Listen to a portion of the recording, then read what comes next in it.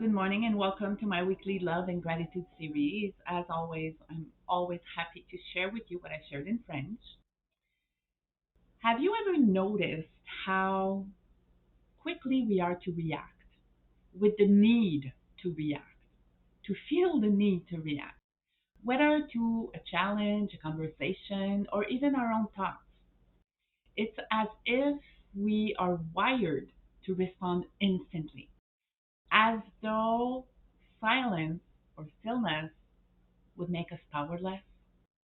But what if the true power lies in the pause?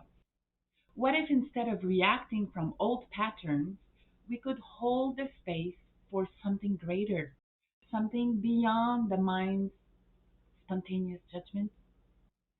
Today we will explore the sacred pause, holding the space for divine guidance. A practice so natural, so effortless, that only the ego would try to complicate it. This is not about hesitation or avoidance. It is about allowing wisdom to arise before action. And when we embrace this, we begin to see that it's guiding us. Life is guiding us effortlessly, if only we allow it. A Course in Miracle reminds us those who are certain of the outcome can afford to wait and wait without anxiety. There is a moment before every action, a stillness before every reaction. In this space between stimulus and response exists an opening for divine guidance. But most people rush past it, driven by ego based fears, conditioned beliefs, and a need to control. This is the space we must reclaim. This is what I call the sacred pause, the moment where we surrender our immediate impulse and allow a greater wisdom to arise. This is different than the pause where we think of what to say. It is different than the pause where we verbalize silently the next thing to say. This sacred pause is the moment where we allow receiving from inner wisdom. The ego has an urge to react. We have been conditioned to believe that action is superior to stillness, that movement is preferable to waiting, and that quick responses prove intelligence and strength. But consider how often impulsive reactions led to regret, conflict, or unnecessary struggle. How many times have you said something in the heat of the moment only to later wish you had taken a breath before speaking? How many decisions have you made out of fear, urgency, or pressure instead of trust and guidance? It's normal. We are human. The ego despises the pause. Why? Because in stillness, the illusion of control fades. The ego loses its power. The ego wants immediate answers, instant gratification, and a sense of certainty. But true wisdom is not found in reaction, it is found in receptivity. A little parenthesis here about the reaction that I think I talked about in the first few episodes. A reaction is exactly that, a repeated action. So a re slash action, reaction. It is based on some predetermined action recorded in our personal database in our subconscious. Think about that. So let's talk about the power of the sacred pause, not the ego based pause. So imagine you are standing before a great calm ocean. You throw a stone in the water and ripples immediately form. Now, if you throw stone after stone after stone without pause, the surface remains in constant turbulence. But if you allow stillness, the water settles and clarity returns. This is what happens with our consciousness. when we embrace the sacred pause. So instead of reaching immediately, you hold a space for divine guidance and clarity.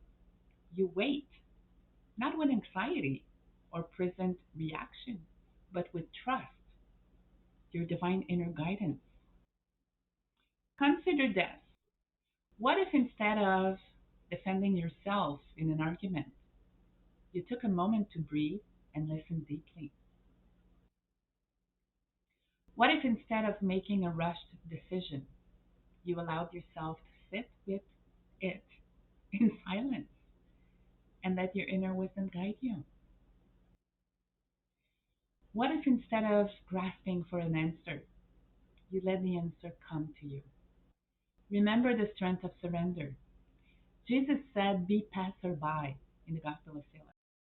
At first glance, this may seem like an order to be detached or uninvolved, but in truth, it's an invitation to move through life without becoming entangled in every fleeting moment.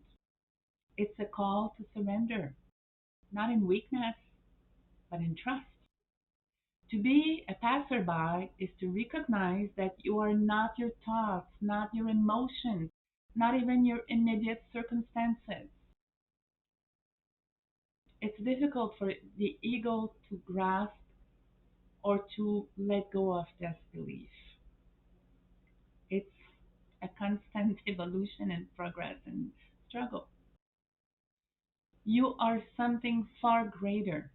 And when you surrender to inner divine guidance, you move through life with grace rather than force. We have been taught that surrender means giving up, as I mentioned in last week actually. But in reality, it means opening up. When you surrender, you make space for divine intelligence to work through you. The sacred pause is the doorway to this surrender. It allows you to step back, to be the observer rather than the reactor, and to witness the divine plan unfolding rather than forcing an ego based outcome. The practice of the sacred pause. A wise man recognizing that the world is but an illusion does not act as if it's real, so he escapes the suffering. How do we cultivate the sacred pause in our daily lives? Well, here are three simple practices to deepen this awareness. Breathe before reacting. We all heard that. The moment you feel the urge to respond, defend, or control, take a deep breath. One deep breath can shift your entire state of consciousness and prevent an ego driven reaction. If you cannot breathe deeply, start counting in your mind while you breathe so it silences the ego based thoughts. Ask before acting. Instead of assuming you must act immediately, ask yourself, is this response coming from love or from fear? Is this action aligned with my highest truth? If there's doubt, wait. When you hesitate, wait, stop. Trust the silence. Silence is not empty, it's full of answers, and it's not just a beautiful quote. Sometimes, when you might think you are not receiving any inner guidance and the space is filled with silence, it might be exactly what is needed at the moment. So, if you are in a conversation, for example, that silence will benefit everybody in their own mental space. And when you are faced with uncertainty, allow yourself to sit in stillness and trust that the right reaction, the right action will reveal itself in divine timing. Remember, stillness is not sitting and doing nothing like the ego believes.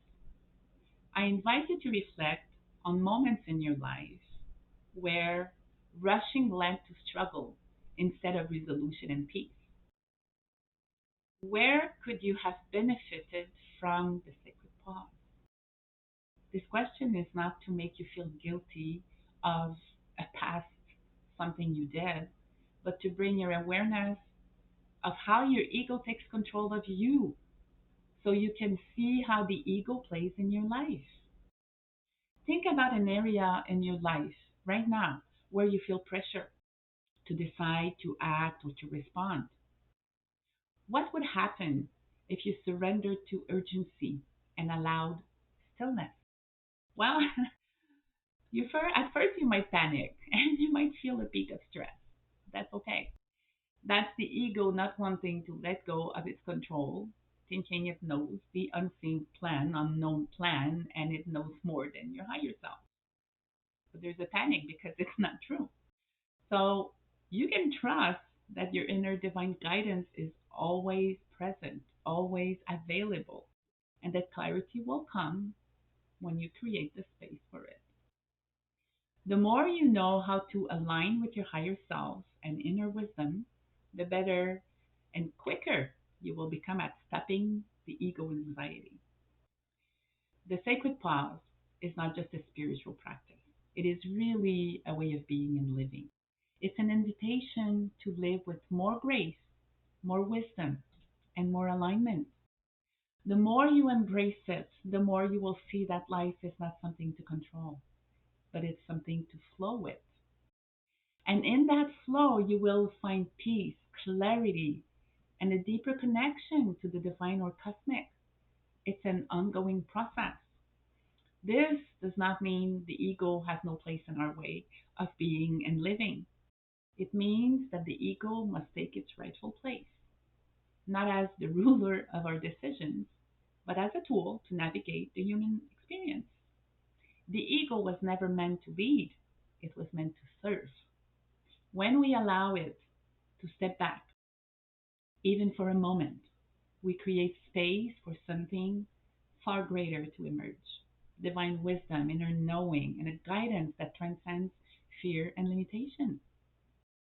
The sacred pause is not about rejecting the ego, but about recognizing that its urgency, its need to control, and its resistance to stillness are simply distractions from the effortless flow of truth already present within us. So the next time you feel the pull of reaction, remember, wisdom is not found in speed, but in stillness, even if sometimes it speaks very quickly. And within the sacred pause, everything you seek is already present. So this week, take the time to welcome the moment of stillness with an open heart, trusting that if the space between impulse and action, divine guidance is already whispering the way forward. Listen to it. Take the time to experience some sacred pauses. Thank you for joining me in this week's reflection, and I hope you enjoy my love and gratitude series as much as I do. Feel free to comment, to share, and I encourage you actually to share it with your friends and audience. We never know who needs to hear this.